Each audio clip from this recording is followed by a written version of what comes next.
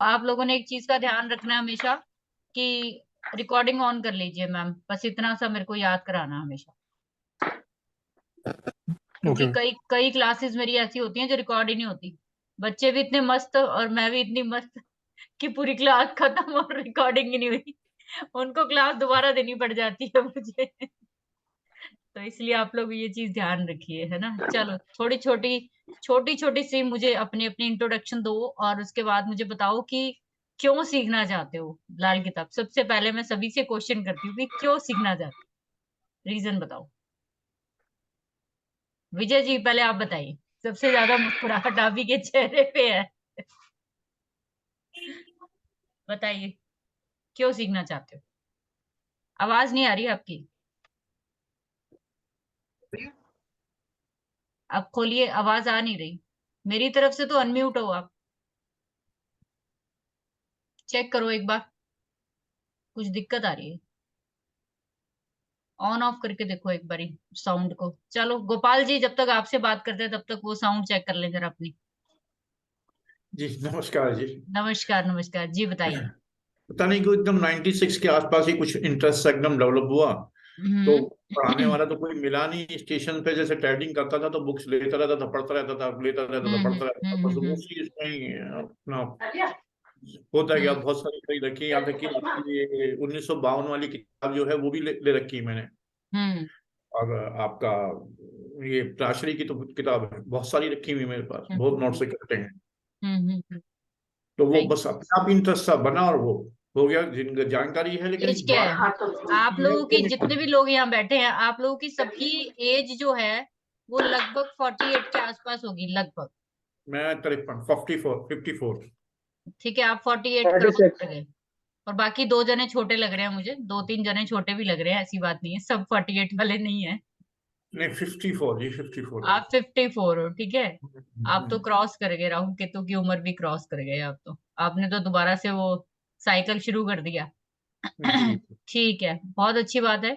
अगर आपने कुछ सोचा है, पहली बात तो कभी भी ये मत सोचिए कि आप ये डिसाइड कर रहे हो, जो भी है सब डेस्टिनी का डिसाइड है। वो हमारे पास चीजें पहले से होती हैं।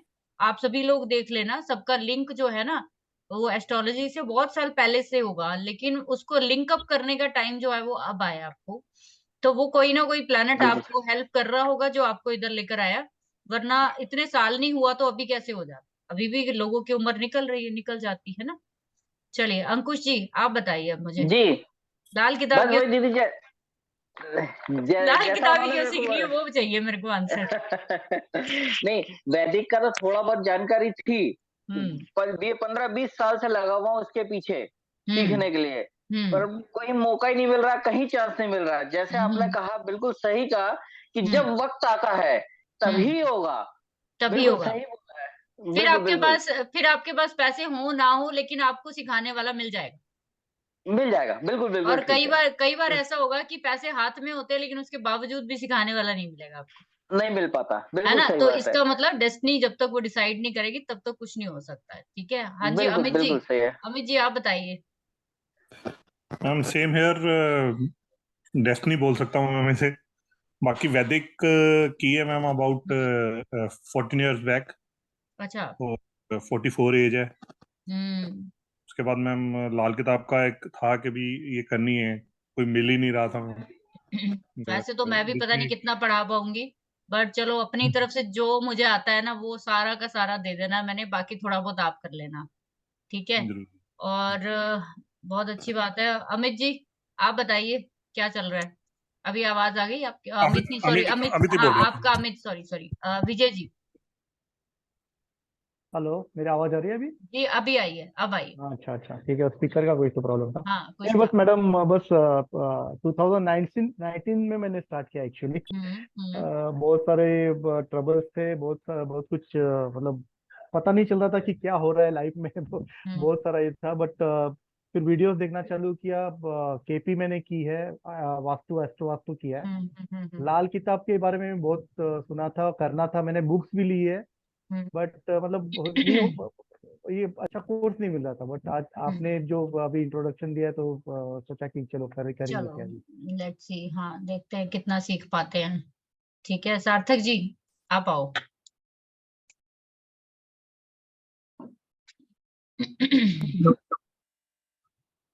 आवाज आ रही है Same- मैम? हाँ जी, हाँ जी, आ रही है, आ रही है। आप तो बहुत छोटी कुछ उम्र के लग रहे हो। एज बताओ पहले अपनी मुझे। 22। Oh my God, 22। तो सन तो सन एक्टिव हुआ। सूर्य कहाँ बैठा है मेरा आपका? मेरा 12 था। सूर्य 12 है, उसमें ले आया। ओ चलो, तभी ठीक है। मैं लाल किताब मंगाई थी, तो मेरे को मतलब एस्ट्रोलॉजी में शुरू से इंटरेस्ट है, मतलब 18 और 19 साल की एज से ही। तो बट मेरे को ना मतलब था कि मिल नहीं रहा था कोई, मतलब ऐसे आजकल कोर्स बड़े महंगे हो गए हैं मतलब इन चीजों के, तो बस ज्यादातर आपने लोग तो अभी तो लोगों ने मुझे इस पे भी टोंट मार दिया है यूट्यूब पे कि आपने बहुत महंगा कोर्स लॉन्च किया। मैंने कहा भाई इससे ज्यादा नहीं कर सकती मैं। यूट्यूब पे वीडियो देखते रहो, ऐश करते रहो, तो वही फ्री है, घूमते रहो, सारी जिंदगी घूमते रहो। चलिए आप 1 ठीक। लाख कम होगा तब भी ज्यादा ही बोलेंगे, उनके लिए ज्यादा ही रहेगा, फ्री होगा तब भी ज्यादा ही बोलेंगे वो। Right right right. और फ्री की कभी वैल्यू होती नहीं है, मैंने देखा है ना, वो चीज आपके कभी पल्ले पड़ती नहीं। आप जितना मर्जी फ्री ले लो, आप अपना टाइम वेस्ट कर रहे हो और कुछ नहीं कर रहे हो। अगर आप फ्री में पढ़ाओगे फिर वाले की वैल्यू भी नहीं होती, लोग फिर बड़ा उसको फॉर ग्रांटेड ले लेते हैं, फिर मतलब उसकी इज्जत नहीं करते थोड़ी सी, बताओ तो मैंने अभी देखा है, आप नोटिस किया है। पढ़ोगे, अभी आप 10 दिन में पढ़ोगे, फिर मुझे बताना कि 21 का जो 100 का मेरा कोर्स है, ये है 21 का, 21 का ओरिजिनल है ये। मतलब कहने का ठीक है ये मैम। है कि यहाँ पे इतनी कॉस्ट में कोर्स देने का पता क्या। अब फिर अगर मैं 1100 का देती या मैं मान लो 501 का भी दे देती, तो वो भी तो एक विद्या का इंसल्ट है ना। कम से कम उतना तो हो कि देखने में सुनने में अच्छा लगे। हम किसी की शादी में जाते हैं तो कम से कम तो सगन तो देते ही हैं, ज्यादा नहीं तो एटलीस्ट आप एक वही समझ लीजिए कि कहीं पे आप गए हो, वहां पे आपने सगन डाला, यही एक अच्छे काम के लिए शुरुआत समझ लो। उसमें भी आप सोच रहे हो बहुत ज्यादा है ये, तो मैं तो भाई कुछ नहीं कर सकती। नहीं जा सकती, ऐसा मेरा मानना है थोड़ा। ठीक है, ठीक ठीक। चलिए, और कंचन मैम आप बताइए, कंचन है या आई थिंक कुछ और नाम है आपका? कंचन ही है ना? प्लीज आप बताओ कैसे आए इसमें। आवाज नहीं आ रही, आवाज नहीं आ रही, आपकी भी सेम प्रॉब्लम हो रही है। कोई बात नहीं, कोई बात नहीं, आप कर लो। नहीं, अभी भी नहीं। आपका भी विजय जी वाली कोई प्रॉब्लम हो रही है, इसको दोबारा से ऑन ऑफ करो। ठीक है, और आप बताइए सर, आपका पीयू फॉर्म वाले जो आ रहे हैं, गद्दे है क्या आपकी? गद्दे वाली फैक्ट्री है क्या आपकी? मुझे लगता है गद्दे वाली फैक्ट्री है, पीयू फॉर्म लिखा हुआ है। अभी अनम्यूट करिए।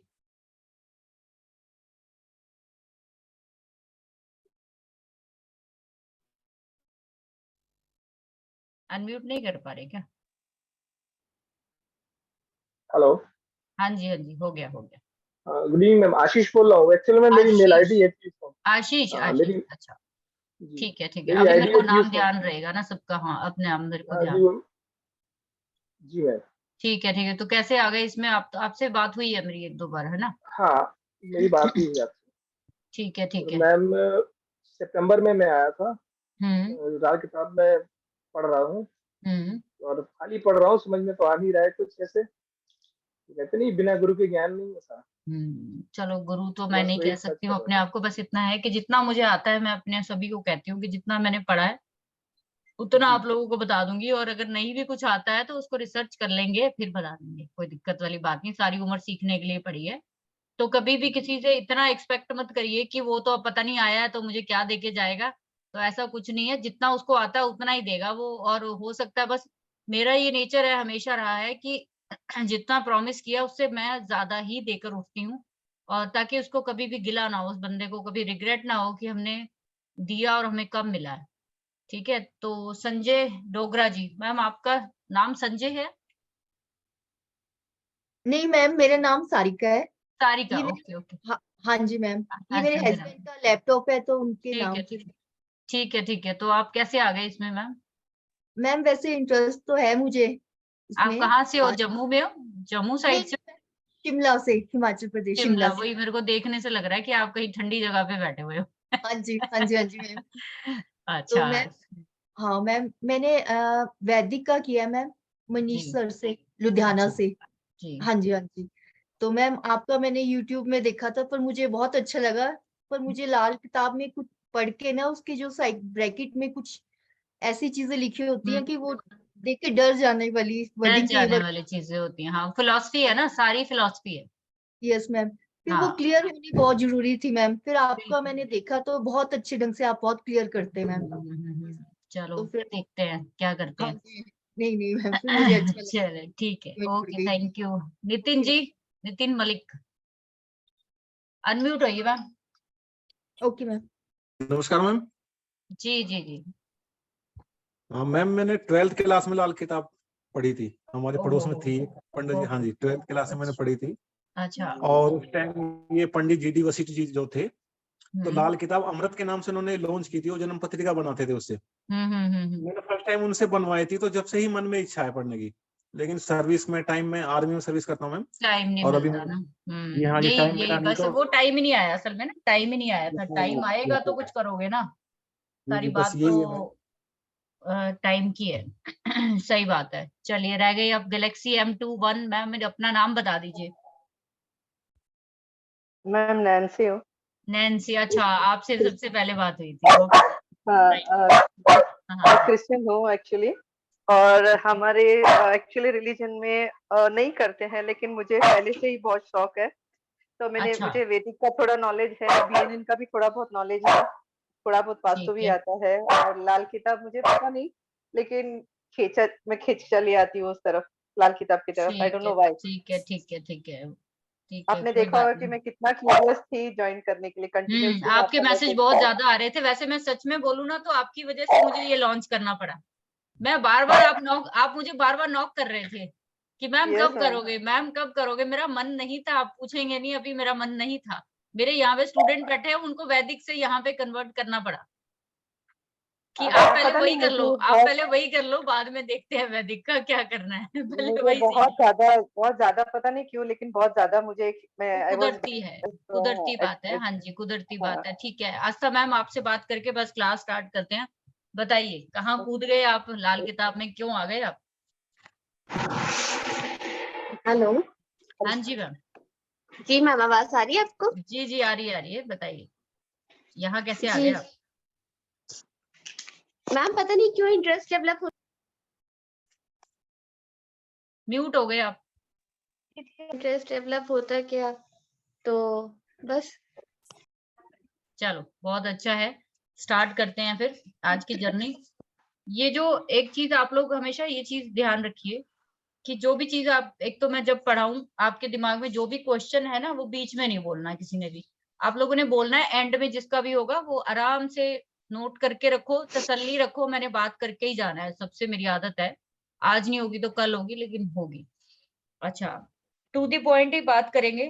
पहली बात आप लोगों को कुछ चीजें बता दूं कि लाल किताब को लेकर ना, मैं सभी को बोलती हूँ ऑब्सेशन नहीं रखना है और डरना नहीं है कभी भी किसी चीज को लेकर कि इसमें बैकफायर होता है, इसमें मंगल खराब वालों को पढ़ना चाहिए, अच्छे वालों को पढ़ना चाहिए। ऐसा कुछ भी नहीं है। लोगों की मन गढ़ंत स्टोरियां है। This is very very beautiful book. ठीक है, होम रेमेडीज की बुक है। सच में बोलूं तो वो होम रेमेडीज, वो रिचुअल्स जो हमारे बुजुर्ग जो है वो हजारों सालों से कर रहे थे। अभी लोगों को इतना चाव चढ़ गया है, इतना पैसा देके वो रेमेडीज करवाते हैं और पढ़ रहे हैं, क्योंकि अब वो जो रिचुअल्स थे ना, वो जो रिवाज थे, वो लोग हमारे हमारे जो सोसाइटी के नियम थे, उनको रेमेडीज कह के हम लोग करते हैं। असल में वो रेमेडीज है ही नहीं, कहीं पे भी कोई रेमेडी नहीं है। वो सारे ही आपके कहीं ना कहीं परिवार का हिस्सा है वो चीजें। आप चाहे हिंदुस्तान में किसी भी जगह पे चले जाओ, मैं सारे स्टूडेंट्स को बोलती हूँ, किसी भी जगह पे चले जाओ, चाहे राजस्थान चले जाओ, हम लोग पंजाब से है तो हम पंजाब की बात करते हैं, आप शिमला हिमाचल में चले जाओ, आप उत्तर प्रदेश में चले जाओ, मध्य प्रदेश में कच्छ में चले जाओ, कहीं भी चले जाओ, एक आपको सिमिलर चीज मिलेगी सब जगह पे, सर ढकना।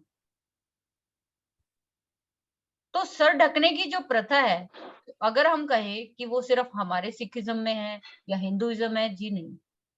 अगर हमारे पूरे इंडिया में हर जगह पे सर ढकना सबसे इम्पोर्टेंट चीज मानी जाती है जब भी आप किसी रिलीजियन को फॉलो करो।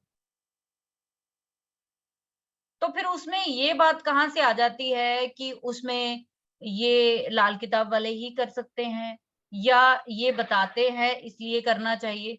ये तो हमारा एक हिस्सा है, हमारी सोसाइटी का हिस्सा रहा है। सर ढकना मतलब, तो उनके पीछे छोटे-छोटे जितने मुझे लॉजिक समझ में आए हैं, जितने हम लोग योग बनाते हैं, अपने ना जाने अनजाने, हमारी कुंडलियों में कोई योग होते नहीं है। आधे से ज्यादा तो योग होते ही नहीं हमारी कुंडलियों में। हम तो खुद क्रिएट करके बैठे हैं उनको।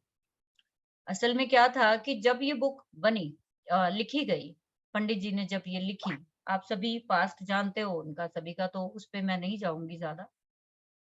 उस टाइम पीरियड में अगर आप देखो तो हमारी सोसाइटी में एक दूसरे का बहुत ज्यादा लिहाज किया जाता, जॉइंट फैमिलीज थी, प्यार बहुत था एक दूसरे का, इतनी अर्बनाइजेशन नहीं हुई थी, गांवों से जुड़े हुए थे, जड़ों से जुड़े हुए लोग। आप जितनी भी रेमेडीज देखोगे वो सारी की सारी बताई जाती हैं उस समय के अकॉर्डिंग, जब ये चीजें बड़ी इजी थी। नदियां बहुत थी, तालाब बहुत थे, हैंडपंप बहुत थे, कुएं बहुत थे। उनको उस टाइम पे जो चीजें इजी लगी, उन्होंने उसके अकॉर्डिंग सारी एडवाइस कर दी कि भाई कुएं में जाओ, ये चीज डाल दो, नदी में जाओ, ये प्रवाहित कर दो। अब आज अगर हम इस चीज को बोले कि आज हम ये सब चीजें कर पाएंगे, इसीलिए लाल किताब कहीं ना कहीं कई जगह पे हम लोग उसको अपने में ना इम्प्लीमेंट ही नहीं अपनी लाइफ में कर पाते। हम आधी चीजें उसका कहते हैं ना, उसका ऑप्शन ढूंढने की कोशिश नहीं करते। हम लोग क्या करते हैं कि उन्होंने नदी में प्रवाहित करने के लिए बोला है तो हमें नदी कहाँ से मिलेगी। भाई नदी में प्रवाहित करने के लिए राहु की चीज अगर बोली जाती है तो आप इन मॉडर्न वेज में राहु की आइटम्स ढूंढिए। अब वो प्रवाहित नहीं किया जाएगा। हमारे आधे से ज्यादा जनता तो बाहर बैठी है, हमारे बच्चे बाहर बैठे हैं, कहाँ से वो नारियल प्रवाहित करेंगे? वहां तो बैन हो जाएगा, अंदर हो जाएंगे 1 मिनट में।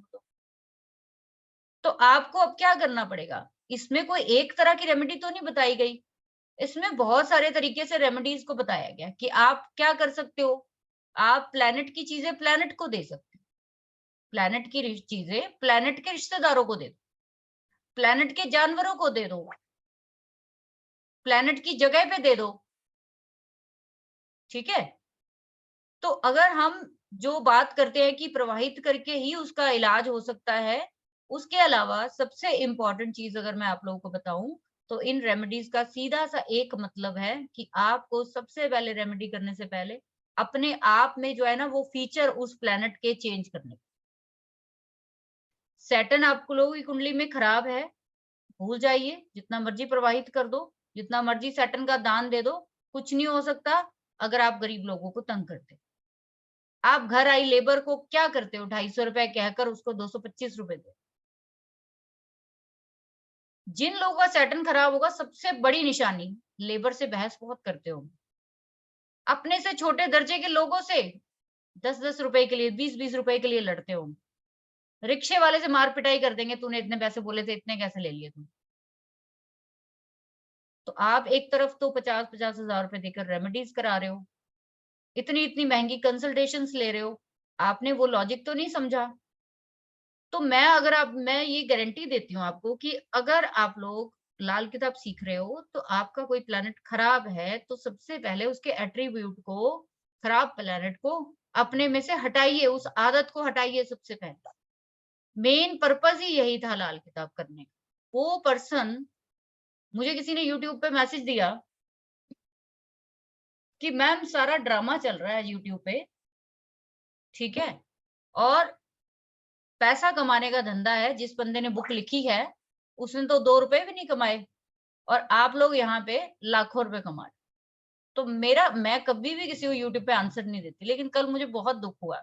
मैंने उसको सिर्फ ये जवाब दिया कि भाई अगर यहाँ पे ड्रामा हो रहा है, यहाँ पे नाटक चल रहा है, तो आप क्या कर रहे हो लोगों के चैनल्स पे?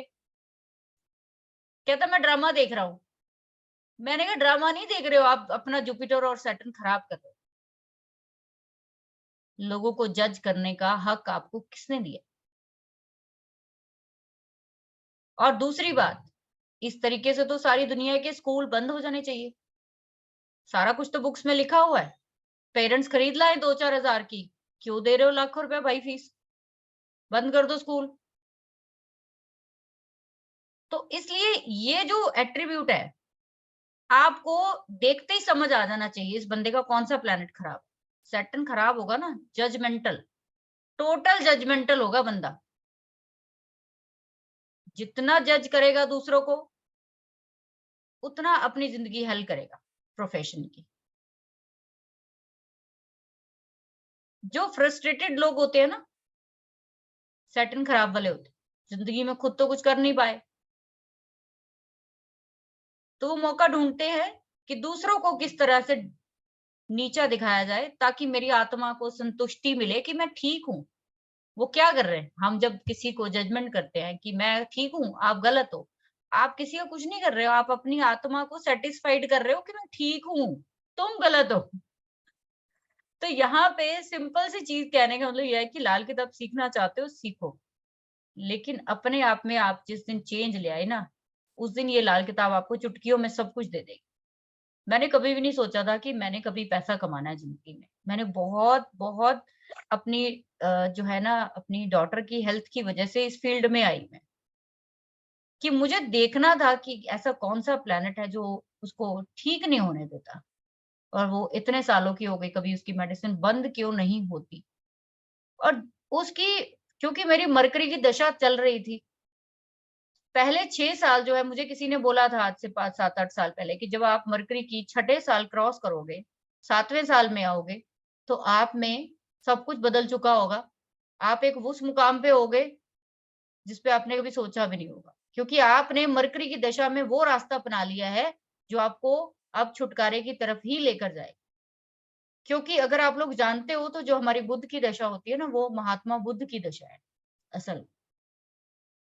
महात्मा बुद्ध को जो मोक्ष प्राप्त हुआ, जो उनको एनलाइटमेंट हुआ था, वो 6 साल के बाद हुआ, 7वें साल में हुआ।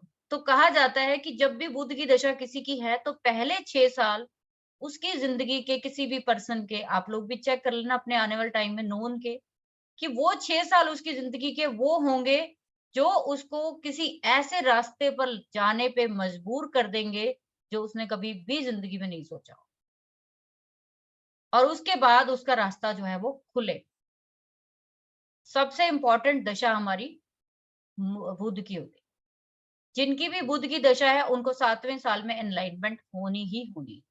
तो उस टाइम पे मैं हंसती थी कि कहाँ, अभी तो इतनी परेशानियां हैं, ये है वो है, कहाँ मैं उस रास्ते पे जाऊंगी। तो कहने का मतलब ये है कि दशाओं के अकॉर्डिंग आपका जीवन चलता है। आपके चार्ट में जितने मर्जी प्रॉमिस हो, अगर आपने अपने स्वभाव को, अपने रिश्तों को संभाला नहीं, तो ये दशाएं आती रहेंगी, दशाएं जाती रहेंगी, कोई फर्क नहीं पड़ेगा, ऐसे के ऐसे ही रहोगे। तो स्टार्ट करेंगे आप लोगों में से। फर्स्ट डे से ही मैं आपको बता दूं कि इसका पहला जो श्लोक है ना, श्लोक कह लो, दोहा कह लो, या इसकी पोएट्री फॉर्म की 2 लाइनें जो मुझे सबसे ज्यादा फेवरेट है, वो बोलते हैं कि समय करे नर क्या करे, समय बड़ा बलवान, असर सभी पर होगा, परिंदा पशु या इंसान। कि इंसान जो है ना, असल में हम लोग सारे जो है, अब इसकी पूरी मैं आपको फिलॉसफी लैंग्वेज में तो नहीं पढ़ा पाऊंगी क्योंकि बहुत टाइम चाहिए उसके लिए। फिर कभी मेरा मन हुआ तो आप लोगों को, जब भी मेरा मन करेगा, मैं फ्री क्लास फिलोसफिकल वे में दे दूंगी, लेकिन अभी हम ग्रामर के हिसाब से चले। तो उन्होंने ये बोला कि इंसान जो हमारी समय है या काल है, ये किसी को नहीं बख्शता, किसी को भी, चाहे वो धरती पर आने वाला जानवर हो, इंसान हो, पशु हो। और हम तो खैर करते ही फिर कर्मों के हिसाब से, तो हमें तो भुगतान करना ही है। तो कभी भी ये चीज मत सोचिए कि कोई जानवर है तो वो भुगतान नहीं कर रहा, नहीं, वो भी एक योनि में आकर अपना भुगतान कर रहा है। पक्षी भी अपनी एक योनि में आकर भुगतान कर रहा है। कहते हैं कई हजार जो है योनियों के बाद हमें कई हजार, कई लाखों उसके बाद मनुष्य की हमें मिलती है, और वो भी हमें उस हिसाब से मिलती है कि लास्ट बर्थ आपने कैसा छोड़ा, लास्ट बर्थ में मरते हुए आपने कितने कर्जे जो है वो देने थे, कितने कर्जे लेने थे, कितनों का मन जो है आप मरते हुए भी दुखा के आए, और कितनों का मन है जो आप मरते हुए भी सुखी करके आए। आपको उसके अकॉर्डिंग ही नेक्स्ट जर्नी मिलनी। हमारा 12th हाउस सारी की सारी, चाहे लाल किताब हो, केपी एस्ट्रोलॉजी हो, कोई सारे के सारे सिर्फ 12 घरों पे ही चलती है, 9 ग्रह, दैट्स ओके। वैदिक में तो बहुत सारे जो ऋषि हैं वो कहते हैं कि राहु केतु को नहीं लेना, आप सिर्फ 7 प्लैनेट से विदाउट राहु केतु आप प्रिडिक्शन करो, सिर्फ 7 प्लैनेट से, भूल जाओगे राहु केतु कहीं पे। बट क्योंकि ऋषि हैं, सप्त ऋषि जिनको ज्ञान दिया हमारे शिव ने, हर एक का अपना अपना एक ना रिसर्च का तरीका था, हर एक का अपना एक्सपीरियंस था। उन्होंने बोला कि अगर राहु केतु छाया ग्रह है, तो अगर किसी पर्सन के ऊपर किसी नेगेटिव जो है अगर उसके ऊपर परछाई पड़ती है, तो क्या वो डरेगा नहीं? क्या उस पर इम्पैक्ट नहीं आएगा? जरूर आएगा। तो उन्होंने बोला नहीं, काउंट करना चाहिए, देखना चाहिए। तो ये अपना अपना मत है, उसमें आपने नहीं जाना। तो लाल किताब शुरू कहाँ से होती है कि आप जब भी इस जन्म लेते हो ना, आप जब कोई बच्चा जन्म लेता है तो उस बच्चे की अगर आप मुट्ठी देखो तो कहा जाता है वो बंद मुट्ठी से पैदा होता है। कभी भी कोई बच्चा आपको खुले हाथों से पैदा हुआ दिखेगा नहीं, जैसे ही वो बर्थ होता है उसके हाथ ऐसे ही बंद होते। तो वो पंडित जी ने उसको सिंबॉलिक बोला कि वो बच्चा जो है तब तक उसकी रेखाएं इस जन्म में आकर हवा नहीं पकड़ती, वो जो खुलती नहीं हथेली और उसको हवा नहीं लगती, तब तक उसको इस जन्म में जो है, इस जन्म का जो लेना देना है उसका स्टार्ट नहीं होता, जब तक वो मुट्ठियां नहीं खोलता। मुट्ठी खोलने का मतलब इस बर्थ में वो जन्म नहीं लेता। ठीक है, तो सारे के सारे ग्रह उसके उसी टाइम एक्टिव हो जाते हैं जब वो पैदा होता है, उसके हाथ की मुट्ठियां खुल जाती हैं, तो इन हाथों की रेखाएं एक्टिव हो जाती हैं। आप जैसा लेकर आए हो वैसा ही आपके साथ होने वाला है। सारा का सारा है तो कर्मों का हिसाब किताब है और कुछ नहीं है। तो स्टार्ट कहाँ से करेंगे हम लोग? आप में से ही, मैं वैसे तो पीपीटी से पढ़ाती हूँ, पर मेरा इस बारी मन था कि आप लोगों को मैं इस बारी कुंडली पे ही पढ़ाऊंगी, ताकि थोड़ा सा आपको फर्स्ट डे से प्रेडिक्शन का जो है ना वो रहता है कीड़ा, जरा वो ठीक रहे। तो जितना हो सकेगा हम कुंडली पे पढ़ेंगे। एक मिनट मैं शेयर करती हूँ।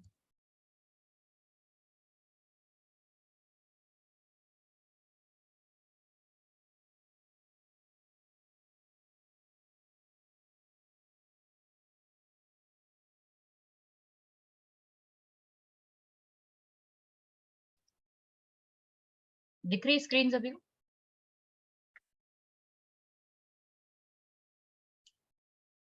स्क्रीन दिख रही है ना सभी को? Yes ma'am, yes. हाँ ठीक है। अच्छा, आप में से किसी एक की कुंडली ले लेंगे, ठीक है, और उसके हिसाब से हम बात करेंगे। तो अंकुश जी आप अपनी मेरे को कुंडली देना, उसके प्लैनेट्स बताना जी कहाँ पे क्या है, उसके हिसाब से जी हम जी बात करेंगे। जी।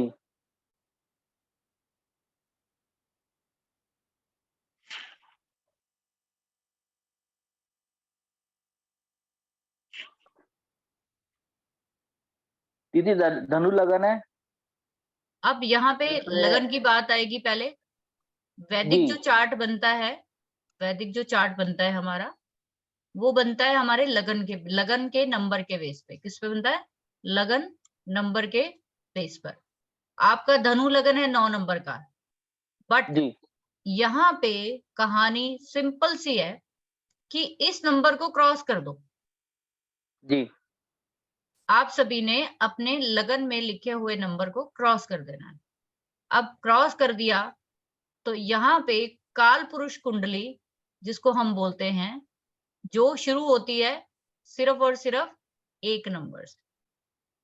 सभी की कुंडली 9 नंबर, 7 नंबर, 6 नंबर से नहीं शुरू होगी, एक नंबर से स्टार्ट होगी। पहली बात, आज के डाउट आज ही क्लियर कर लीजिए, कल पे नहीं छोड़ने हैं, चीजें बहुत सारी हैं पढ़ने को, इसलिए अगर हम डाउट में उलझे रहे तो फिर आगे नहीं बढ़ सकते। तो पहली चीज क्लियर हो गई आप लोगों को, कोई राशि नहीं, कोई डिग्री नहीं, ठीक है, ना तो डिग्री देखेंगे, जी ना राशि देखेंगे वहां पे, ना ही हम लोग देखेंगे नक्षत्र। उन्होंने बोला सब चीजों को क्रॉस कर दो, सिर्फ और सिर्फ आपको चलना है एक नंबर से, सभी का लगन एरीज लगन का हो गया। इसके बाद प्लैनेट्स की बात आ गई। आपका प्लैनेट जो जहां पे जिस हाउस में बैठा है वहीं पे पड़ा रहने दीजिए, उनको ना तो लेफ्ट करना ना राइट करना, कहीं नहीं करना। तो बताइए जरा, पहले ये जो हमारे हाउसेस है इनको लाल किताब में खाना बोला जाता है, इंग्लिश में बोल लीजिए आप हाउस। तो खाना नंबर 1 या राशि नंबर 1, खाना नंबर 1 या राशि नंबर 1, एक ही बात। तो बताइए खाना नंबर 1 में क्या लिखा हुआ? दीदी क्वेश्चन ये खाना नंबर 3 में हेलो। गुरु है। खाना नंबर 3 में आपके गुरु आ गया, ठीक है जी। 4 जी में, नहीं है दीदी, 5 में, नहीं है दीदी, 6 में, 6 में केतु, केतु, राइट, ठीक है। और 7 में 7 में शनि और चंद्र, सैटर्न एंड मून, राइट। और 8 में, नहीं है दीदी, ठीक है। 9 में 9 में सूर्य शुक्र, सन वीनस, ओके। 10th में, 10वें घर में मंगल बुध, मंगल और बुध, Mars and Venus, Mars and Mercury, जी। ठीक है। 11th में 12 नहीं है दीदी, राहु 12वें में, हो गए पूरे 9 ग्रह। 1 जी होगा दीदी, 2 3 4 5 6 7 8, होगा दीदी। ठीक। अभी वो लोग कहते हैं कि आपको सबसे पहले घरों के बारे में जानकारी होनी चाहिए। इसमें कुंडली देखने का तरीका बहुत सिंपल है, लेकिन थोड़ी ग्रामर है, उसको आपको सीखना पड़ेगा। इतना भी सिंपल नहीं है कि बस चुटकियों पे आ गए, थोड़ा दिमाग लगाना पड़ेगा। अब इनका ये कहना है कि आपका जो खाना नंबर 1 है वो आपका तख्त है। क्या है? तख्त है। तख्त मतलब सिंहासन। ये आपकी दुनिया है, ये अंकुश जी की पूरी दुनिया है, 1 से 12।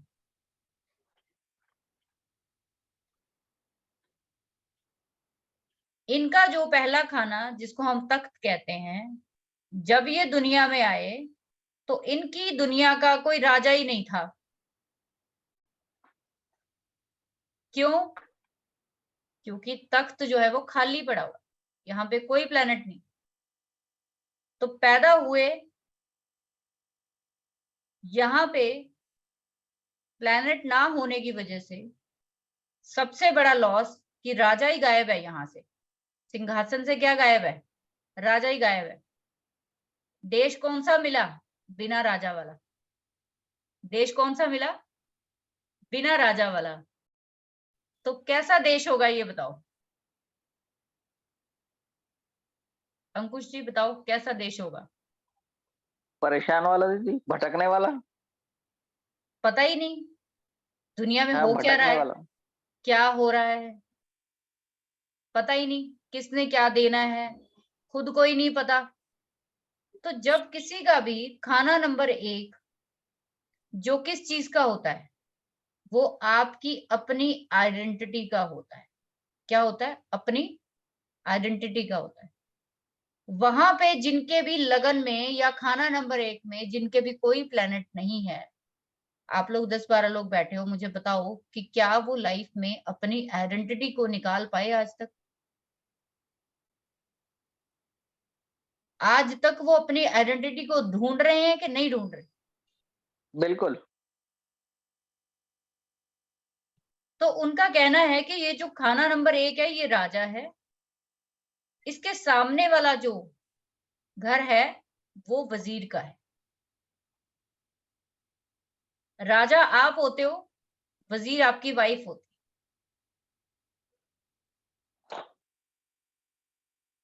पहले खाने का सारा दारोमदार आपके ऊपर, 7वें घर का सारा दारोमदार आपकी स्पाउस के ऊपर। अब जब किसी भी सत्ता का राजा ही गायब हो तो उसको सबसे बड़ा जो लॉस होने वाला है जिंदगी में, कि जो भी करना है ना वो खुद से ही करना है। कोई लाइफ में हेल्प नहीं मिलेगी। पहला खाना आपकी लाइफ का वो खाना है जहां आप जन्म लेते हो, जहां पे 12वें घर को छोड़कर आप सीधा जंप करते हो और जन्म लेते हो। 1 नंबर राशि मंगल की, 1 नंबर की राशि मंगल की, और इसकी दूसरी राशि 8वें घर की। पहले में भी पहले में भी मंगल दिया, दूसरे में 8वें में भी मंगल दे दिया। दोनों के एट्रीब्यूट टोटल अलग है। एक ने जन्म दिया है, एक ने जन्म लेना है। एक ने जन्म आपको दिया है, दूसरे ने क्या करना है, आपका जन्म वो ले सकता है, यानी कि छीन सकता है वो आपकी जिंदगी। तभी लॉन्जिविटी एज के लिए 8वां घर माना जाता है। आपकी जिंदगी में जो मुसीबतें हैं वो आपका 8वां घर बताता है, लेकिन आपकी मुसीबतें जो टालने वाला है वो पहले घर का मंगल है। पहले घर का मंगल गुड मार्स, 8वें घर का मंगल बैड मार्स हो गया। बोला जाता है ना कि 8वें घर का सबसे बुरा मंगल है। क्यों बोला जाता है? क्योंकि वो काल पुरुष के अकॉर्डिंग 8वें का लॉर्ड है मुसीबतों का, आपका पहले का और 8वें का लॉर्ड है, दोनों का, यानी कि हर वक्त आपके ऊपर मुसीबत मंडराती रहेगी। तो यहाँ पे पहले घर का जो प्लेनेट है वो मंगल, जिसको दिया गया कुंडली पढ़ने का एक सिंपल तरीका आपको बता रही हूँ कि क्यों ये चीजें इंपॉर्टेंट। अब उसके बाद क्या हुआ, सेकंड हाउस में आ जाओ। पहला घर तो आप सेल्फ है ना, आपका अपना सेल्फ का है। दूसरा घर किस लिए है? फैमिली का है, फिनेंस का है, आपके चाचा ताऊ जितने भी हैं उनका है, आपकी वाइफ, आपकी फैमिली, जो आपके स्पाउस है, आपकी फैमिली उनके लिए क्या हुई? जैसे आपका ससुराल जो है वो जी 8वां घर है, तो आपकी फैमिली आपकी वाइफ का ससुराल हुआ। जी ठीक है, यहाँ पे बोला जाता है बार बार, यहाँ पे बैठा हुआ प्लेनेट सेकंड हाउस में आपके ससुराल की पूरी चिट्ठा खोलता है। आपका ससुराल 8वें घर का बोलेगा, लेकिन अगर आपने अपनी फैमिली के बारे में, अगर आपके स्पाउस की तरफ से देखा जाए, इस चार्ट को घुमाया जाए, तो उसके लिए तो 8वां घर आपका सेकंड हो गया ना। समझ में आया ना? तो यहाँ पे सेकंड हाउस में जो पैसे का कारक है, आपकी कुटुंब का कारक है, वहां पे कोई प्लेनेट नहीं है, खाली है। अब ये घर किसके हैं वो हम आगे पढ़ेंगे, अभी सिर्फ आपको थोड़ा सा मैं इंट्रोडक्शन दे रही हूँ। सेकंड हाउस आपकी कुटुंब का है, पैसे का। सेकंड हाउस खाली, क्या इस पर्सन को पैसा जो है आसानी से मिल जाएगा? मिलेगा आसानी से? बताइए। नहीं। आप जब अपना चार्ट रीड करोगे आपको अपनी समस्याएं नजर आएंगी अब, कि वो क्यों नहीं मिला। भाई वहां पे कोई अच्छा बुरा कोई तो प्लेनेट होना चाहिए था ना, कुछ तो होना चाहिए। बुरा होगा तो लड़ लेंगे, लड़ भिड़ के ले लेंगे। अब कोई है ही नहीं वहां पे। अब है नहीं तो इन राशियों के लॉर्ड तो आगे पढ़ेंगे हम लोग कि उनको कैसे देखा जाएगा। लेकिन प्लेनेट बेस पर आपको बता रही हूँ कि किस हाउस में कौन सा प्लेनेट बैठकर आपको क्या चीज दे सकता है। थर्ड हाउस में आपके क्या है? गुरु है। थर्ड हाउस को बोला जाता है आपकी क्षमता का, आपके करेज का, आपके शोल्डर का। थर्ड हाउस को और 11th हाउस को छोटे और बड़े बहन भाइयों के लिए जाना जाता। ठीक है, आप जब पैदा होते हो आप अपने भाई बहनों की रिस्पॉन्सिबिलिटी उठाओगे या वो आपकी रिस्पॉन्सिबिलिटी उठाएंगे? आपका 3rd और 11 हाउस बताए। आपके छोटे बहन भाई कैसे हैं वो 3rd हाउस बताएगा, आपके बड़े बहन भाई कैसे हैं वो 11वां घर बताएगा। इन दोनों घरों को आमने सामने देने का मतलब क्या है? क्योंकि ये आपका राइट शोल्डर है, ये आपका लेफ्ट शोल्डर है। कहते हैं ना कि बचपन से ही कंधों पे जिम्मेदारियां आ गई। तो जिनके भी बचपन में कंधों पे जिम्मेदारियां आती है ना, जिनको बचपन से मेहनत करनी पड़ती है, 3rd एंड 11th हाउस का कहीं ना कहीं सपोर्ट नहीं करता।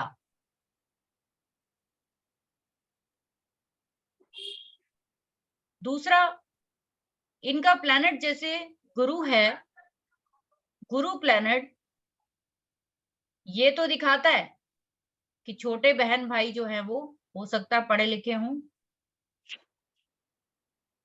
ठीक है, और हो सकता है ये पर्सन अपने छोटे बहन भाइयों के लिए फादर की भूमिका रखता हो, ठीक है, फादर फिगर हो। जब भी गुरु आपको 3rd हाउस में दिख जाए तो वो अपने छोटे बहन भाइयों के लिए एक तरह से फादर फिगर होता है। वो छोटा होते हुए भी बहुत कुछ अपनी फैमिली के लिए, छोटे बहन भाइयों के लिए करे, ठीक है। 4था घर फिर खाली है, यहां से कोई बड़ी मदद नहीं मिली। 5वां फिर खाली है। 6ठे में जाकर केतु मिला। केतु जो है वो आपका कहाँ बैठ गया जाके? केतु आपका उस घर में बैठ गया जहां पे कोई भी जो खुदाई है ना वो नहीं होनी चाहिए, कोई भी खुदाई नहीं होनी चाहिए। खुदाई इन द सेंस डिगिंग नहीं होनी चाहिए, लेकिन केतु जहां पे बैठता है वहां पे खुदाई करना शुरू कर देता है। इसका काम है, इसकी जो कहते हैं ना कि इसका काम है चीजों को अंदर से निकालना। 6th हाउस में नीच का इसीलिए बोला जाता है, या ये बैड इसीलिए बोला जाता है कि ये क्या करेगा,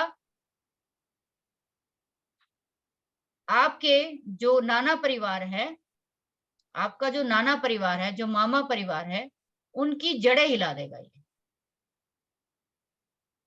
क्योंकि केतु नानकों के घर में बैठा हुआ है, तो जैसे ही आपका बर्थ हुआ तो क्या नानकों में क्या क्या एक्टिविटी हुई है, पहले ये बताओ। दीदी ऐसा कुछ भी नहीं हुआ। आपको कैसे याद है? नहीं, मम्मी ने बताया था कि मेरे जन्म के थोड़े समय बाद नाना जी नहीं रहे थे। फिर अभी कह रहे हो कुछ नहीं बस हुआ? नहीं, बस यही हुआ, मेरे को याद आया। तो जब भी केतु, इसका मतलब नाना परिवार पे, ये नहीं हम कहेंगे कि आपकी वजह से हुआ, ऐसा नहीं। और भी नहीं, और भी बच्चे होते हैं ना जो फैमिली में, सबका कहीं ना कहीं हम्म, कंट्रीब्यूशन होता है, ठीक है।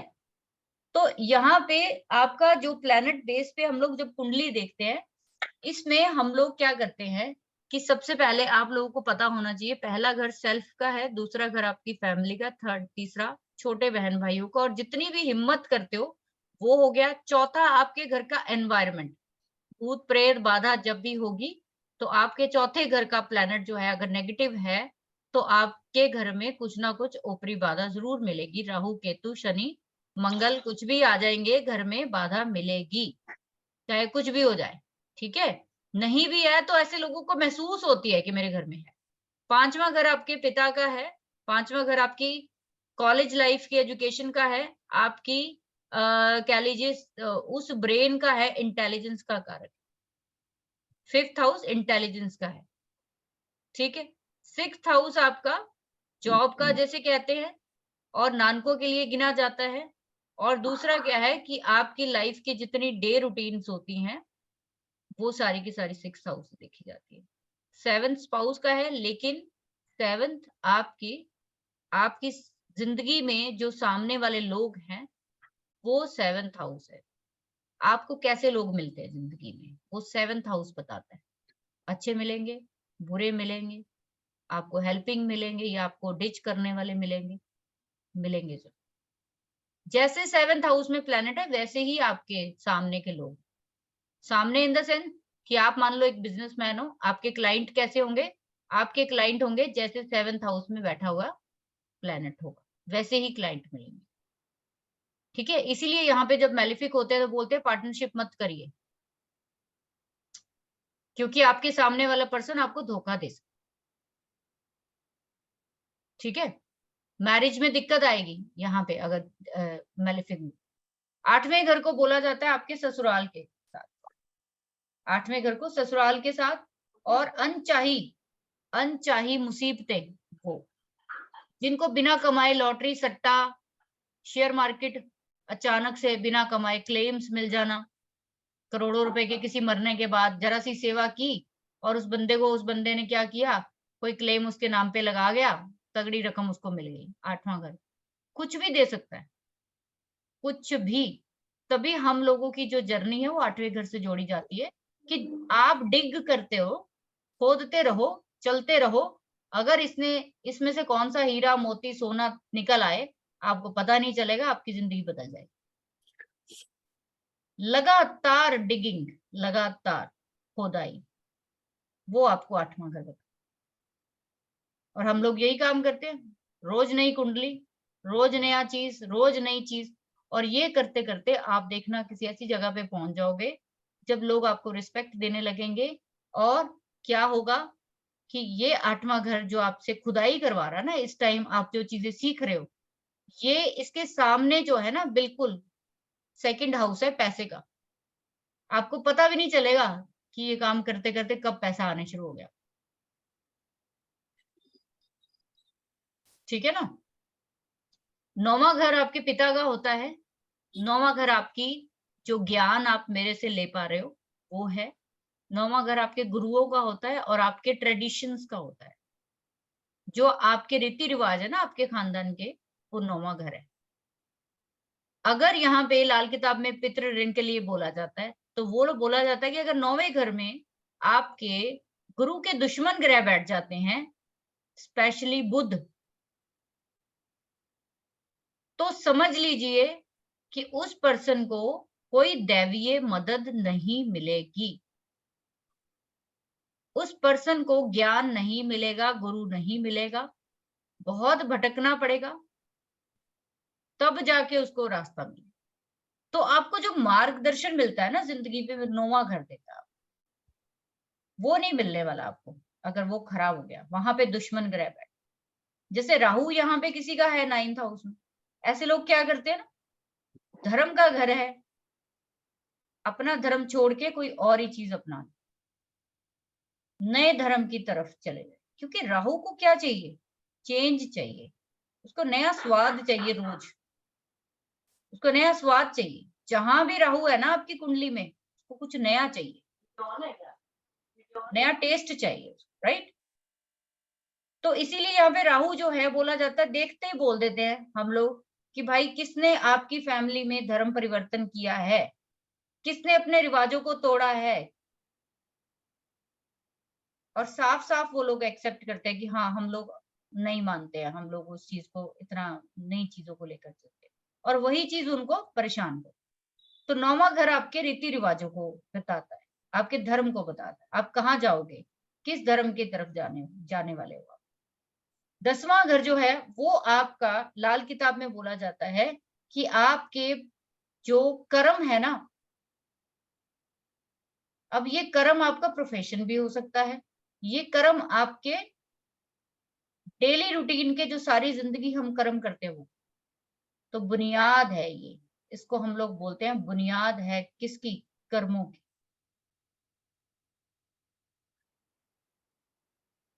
अगर आपके 10th हाउस में मैलेफिक प्लैनेट्स बैठे हैं तो कौन सी बुनियाद कमजोर हो गई आपकी,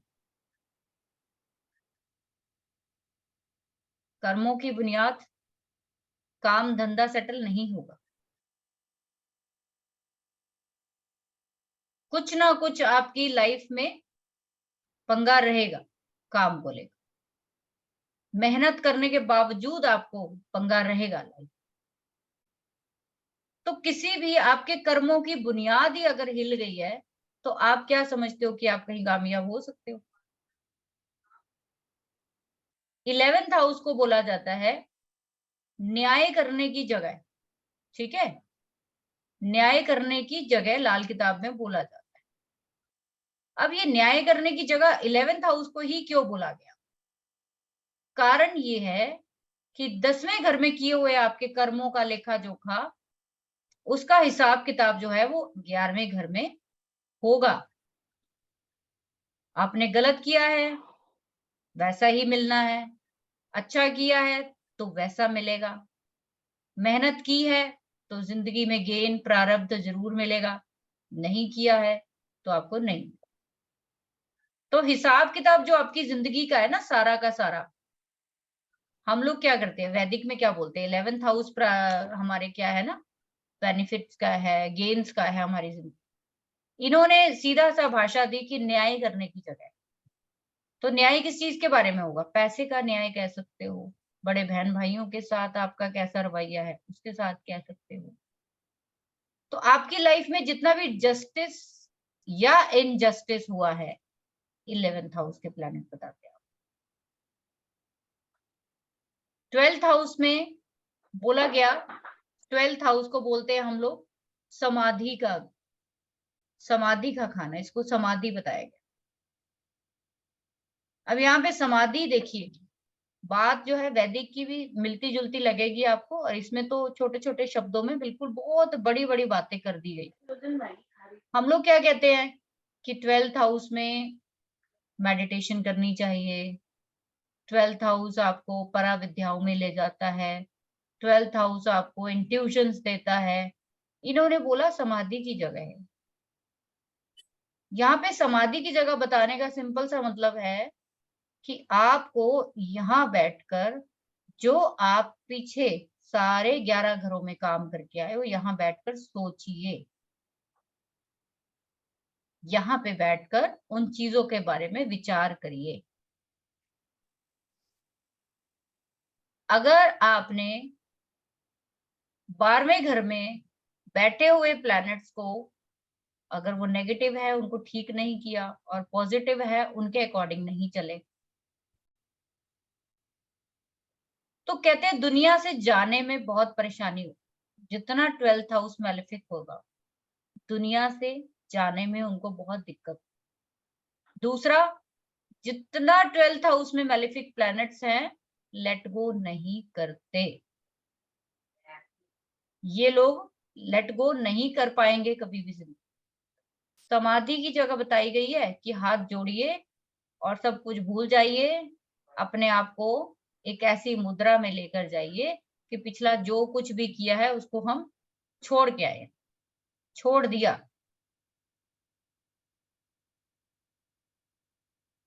ठीक है, तो यहाँ पे बातों को सिर्फ एक एक दो दो शब्दों में या पोएट्री फॉर्म में बताया गया, लेकिन उसका मैंने आप लोगों को बहुत कहते हैं ना कंपाइल फॉर्म में आप लोगों को उसका मतलब मैंने बता दिया है। आगे बढ़े तो कुछ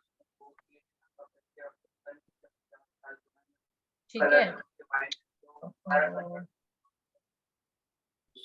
जब आप लोगों को काम नहीं है तो प्लीज म्यूट कर। आगे तो बढ़े।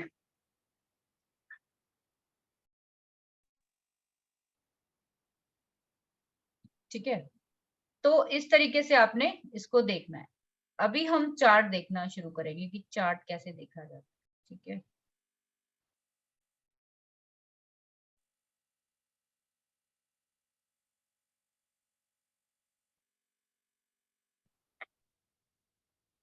चार्ट देखने के लिए सबसे पहले ग्रामर का फर्स्ट पार्ट जो है वो शुरू होता है आपका किस चीज से? दृष्टियों से। सबसे पहले शुरू होगा दृष्टियों से।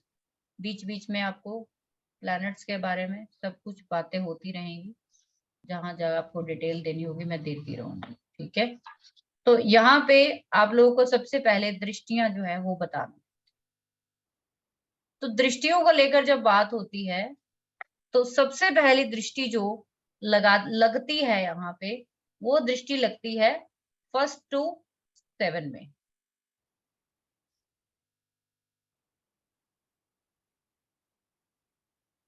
ठीक है, 1st से लेकर 7th हाउस में, एक चेंज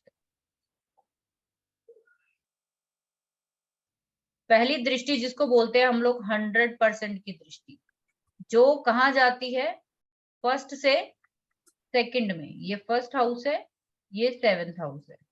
तो ये जो दृष्टि गई है, ये जहां पे भी एरो जा रहा है उसका ख्याल रखना है बस आपने। ये एरो बहुत बहुत इंपॉर्टेंट है। कहाँ से आ रही है, फर्स्ट से 7th में आ रही है। इसको हम बोलते हैं 100% की दृष्टि। कहाँ जा रही है, फर्स्ट से सिर्फ 7th में आ रही है, यहां से वापस नहीं जा रही है, सिर्फ यहीं पे आके खत्म, दैट्स ऑल। यहाँ पे जितने मर्जी प्लैनेट बैठे हों, उन्होंने इधर नहीं देखना, सिर्फ फर्स्ट में बैठे हुए ने ही सिर्फ जो है इधर देख के 7th में अपने रंग को ले जाके खोल देना है, दैट्स ऑल। सेकंड दृष्टि, पहले हम 100% की दृष्टियों की बात करेंगे।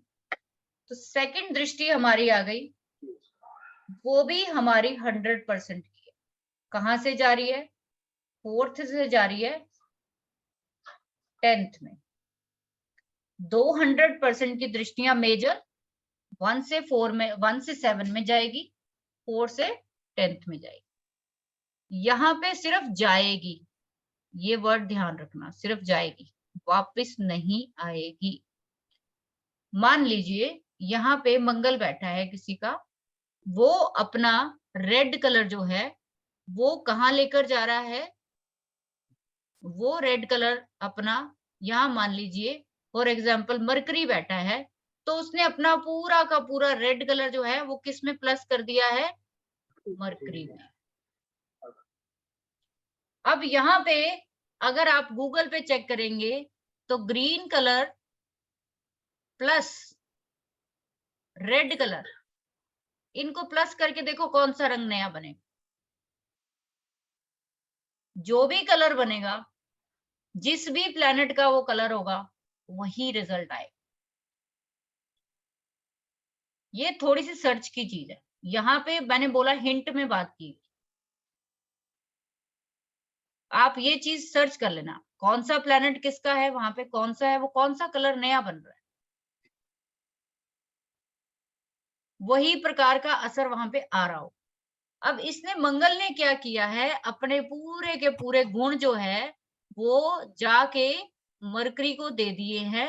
अब क्या हुआ कि मरकरी ने बिहेव कैसा करना है, मैम येलो कलर आ रहा है। येलो कलर आ रहा है, रुको अभी बात करते। मरकरी ने बिहेव कैसा करना है,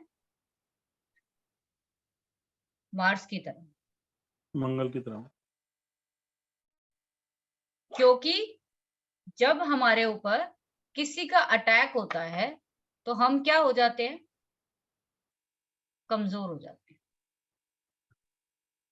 जब भी कोई प्लैनेट किसी को एस्पेक्ट करता है, वो दूसरे प्लैनेट को, वो भी 100% से, वो दूसरे प्लैनेट को काम नहीं करने देगा,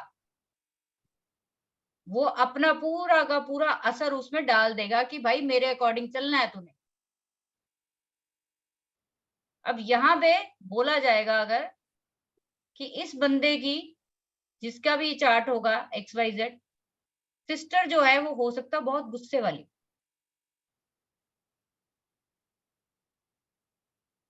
ठीक है, बोल सकते हैं। या आप कह सकते हो कि ये पर्सन, मरकरी को हम बिजनेस के तौर पर भी ले, तो हो सकता है ये बंदा फायर से रिलेटेड बिजनेस करता हो, कोई बड़ी बात नहीं, ठीक है, क्योंकि ज्यादा इन्फ्लुएंस किसका आ रहा है, मंगल का आ रहा है। इसी तरह से मान लीजिए कि यहाँ पे सैटर्न बैठा है और यहाँ पे किसी का मार्स बैठा है।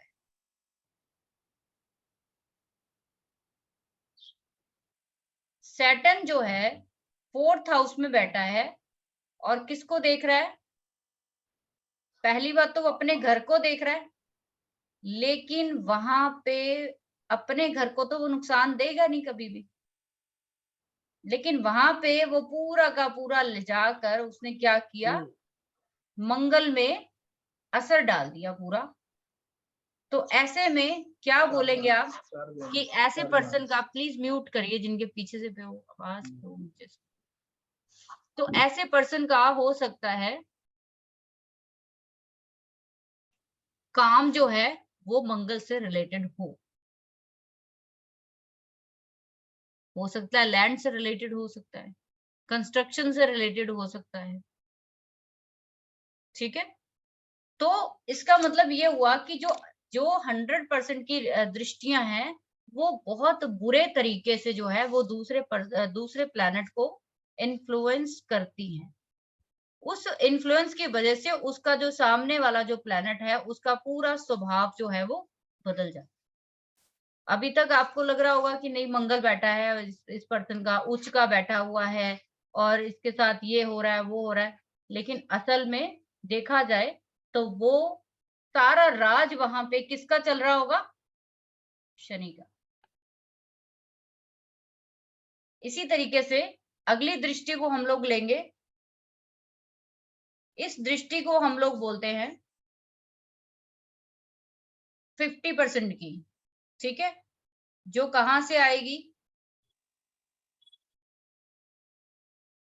यहां से चलेगी 3rd हाउस से और जाकर वो मिलेगी 11th हाउस। इसको हम लोग बोलते हैं 50% की दृष्टि। यहां पे कोई भी XYZ, मान लो सैटर्न ही बैठा हुआ है,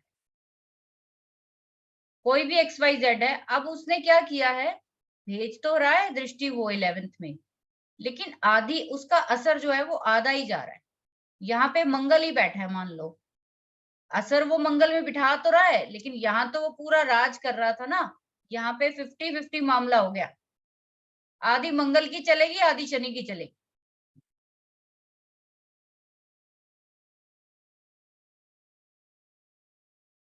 ठीक है, इसी तरीके से आप नेक्स्ट दृष्टि लेंगे तो नेक्स्ट दृष्टि हमारी आएगी 5th हाउस से 9th हाउस में। इसको भी हम लोग बोलते हैं 50% की दृष्टि। यहां पे भी बैठे हुए प्लैनेट सिर्फ और सिर्फ दूसरी जगह पे जाएंगे तो 50% ही रिजल्ट दूसरे में मिला पाएंगे, पूरा इन्फ्लुएंस वो नहीं कर पाए। नेक्स्ट जो दृष्टि हम लोग लेंगे, थोड़ा कलर चेंज कर लेते हैं, डिफरेंट हो जाएगा थोड़ा सा, राइट। तो नेक्स्ट दृष्टि हम लोग लेंगे, रेड तो सेम ही हो जाएगा, सेम।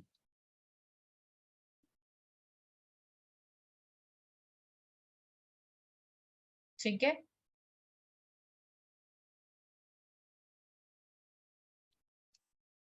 इस दृष्टि को हम लोग बोलेंगे 25%, जो कहां जाएगी? दूसरे घर से 6th हाउस में, सिर्फ और सिर्फ 25%।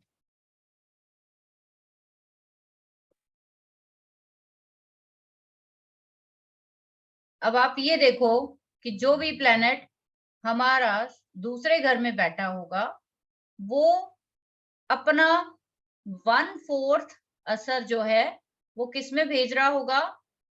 6th हाउस में। इसके बाद इसी प्रकार 8th हाउस से 25% या 1/4 की दृष्टि किस में जाएगी? 12th हाउस में। तो इसका मतलब कोई भी प्लैनेट 8th हाउस में बैठा है, चाहे वो कहीं और दृष्टि दे चाहे ना दे, बट वो 25% 12वें घर में अपना असर जरूर लेकर जा रहा है।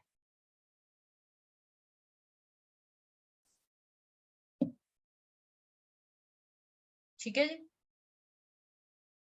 इसके बाद एक दृष्टि और बहुत इंपॉर्टेंट बताई गई,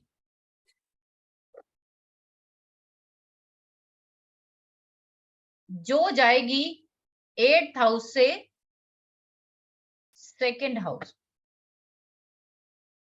8th हाउस से 2nd हाउस में, 2nd से 8th में नहीं आएगी, 8th से 2nd में जाएगी। ये भी सिर्फ 25% असर ही देगी 2nd हाउस, इससे ज्यादा नहीं देगी।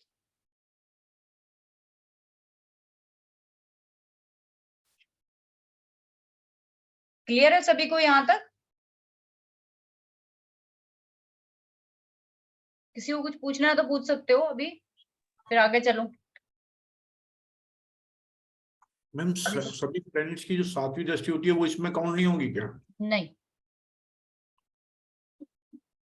जो ये फिक्स दृष्टियां बताई जा रही हैं, इसके लाल किताब के हमेशा ध्यान रखिए कि जो रूल है ना वो फिक्स है, कोई लूप होल नहीं, कोई इफ एंड बट नहीं, कोई वैदिक नहीं लगेगा, कुछ नहीं लगेगा। जो जैसे बताया गया है वैसे ही चार्ट को आप रीड करो। जब हम प्रैक्टिकल, अभी मैं अगर आपको बताऊं तो जैसे अभी जैसे इनका हमने देखा, क्या कहते हैं, अंकुश जी का देखा, जुपिटर बैठा हुआ था यहाँ पे 3rd हाउस में। 3rd हाउस में जुपिटर बैठा है, वो कितने % दृष्टि लेकर जा रहा है? 50% की। लेकिन वहां पे उनके सामने कोई भी प्लैनेट नहीं था। इसका बहुत बड़ा लॉस हुआ है इनकी जिंदगी में, कि इनको जो बहन भाइयों से या इनको जो फ्रेंड सर्कल से सपोर्ट मिलनी चाहिए थी, वो उतनी नहीं मिलेगी जितनी मिलनी चाहिए।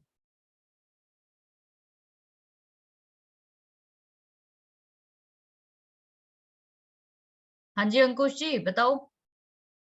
जी बिल्कुल सही है दीदी, बिल्कुल सही है दीदी। स्पेशली अगर मैं देखूं तो बड़े बहन भाइयों से आई थिंक इनको कुछ नहीं मिला।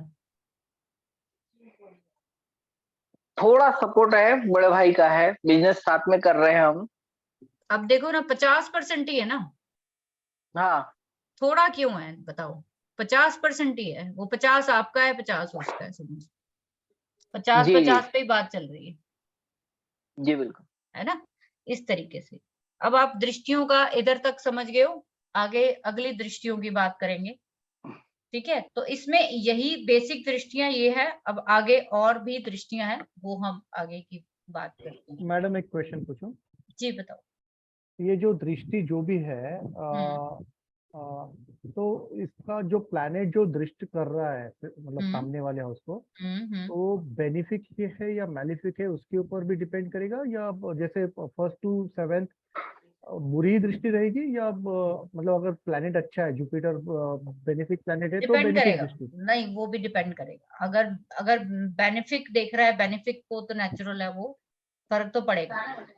ठीक है, देखो मून अगर देखता है सैटर्न को तो बात अलग है। मून अगर सैटर्न को देखे तो बात अलग है, और अगर सैटर्न मून को देखेगा तो बिल्कुल डिफरेंट है ना। मून मदर है, मून जब देखेगी तो बहुत अच्छे से ही देखेगी, लेकिन सैटर्न क्या है, जज है ना, उसने तो अपनी माँ को भी नहीं छोड़ना। इसलिए वो फर्क पड़ेगा कि वो कौन सा प्लेनेट है जो देख रहा है, या कौन से प्लेनेट के साथ वो कंजक्ट है। ठीक है मैम। अब नेक्स्ट जो हम लोग दृष्टियां पढ़ेंगे उसका देख लेते हैं।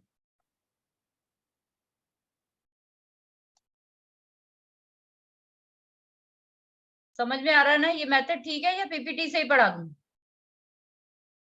ठीक है मैम। पीपीटी भी बनी पड़ी है, वो भी पढ़ा दूंगी, मुझे कोई दिक्कत नहीं है उसमें। बट मेरे दिल में आया था कि इस बार ही चार्ट पे ही पढ़ा जाए, क्योंकि उससे ज्यादा जो है वो क्लियर होती है चीजें। ठीक है, अभी हम लोग एक एग्जाम्पल, जब हम रीडिंग कर लेंगे तो एक एग्जाम्पल चार्ट दोबारा से लगाएंगे, फिर हम सारी दृष्टियां उस पर काउंट कर लेंगे। ठीक है, अभी आप देखो कि यहाँ पे एक दृष्टियां तो ये हो गई आपने काउंट कर, आप फर्स्ट हाउस को पहला नंबर देते हो ना, ये 5th हाउस हो गया और 9th हो गया।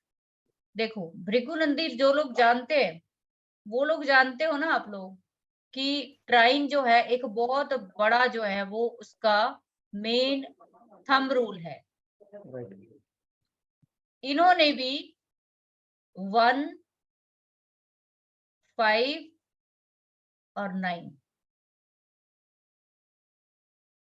इन्होंने भी बोला है कि 1 हेल्प करता है 5 को, फर्स्ट हाउस हेल्प करता है 5 को, और 5 जो 5th हाउस है वो हेल्प करता है 9 को, देन 9 फिर से हेल्प करता है 5। तो एक साइकिल ऑफ क्रिएशन है जो शुरू होता है 1 से, फिर 5 पे, फिर 9, फिर 1, फिर 5, फिर 9। आप जानते हो 5वां घर हमारा किस चीज का है? पूर्व पुण्य का है। पूर्व जो पुण्य होते हैं आपके, उसके अकॉर्डिंग आपको औलाद मिलती है। अच्छा पुण्य किया हुआ है तो आपको अच्छी औलाद मिल जाएगी। बुरा किया है तो फिर औलाद के थ्रू ही आप जो भी जिंदगी में भुगतान करते हो ना, वो औलाद के थ्रू करते हो। पंडित जी ने औलाद जो बोला है ना, वो सिर्फ और सिर्फ मेल चाइल्ड को बोला। उन्होंने बोला कि गर्ल्स का क्या है, गर्ल्स तो एक तरह से उन्होंने क्यों नहीं बार बार कंसिडर किया, क्योंकि उनका कहना है कि गर्ल्स दूसरे घर को जाकर एक तरह से संभालती है, वो रिस्पॉन्सिबिलिटी लेती है, वो दूसरे घर की धरोहर है हमारे पास।